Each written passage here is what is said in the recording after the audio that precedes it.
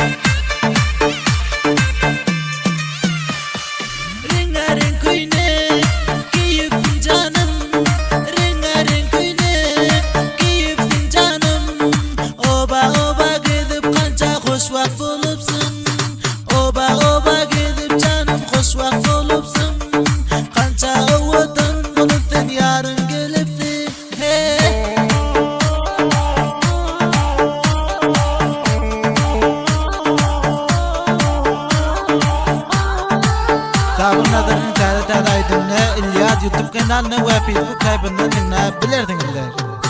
Hey kara gözlü yarım seni kostroy bulupsun Kança bir kurşunu canım gidip yürüpsün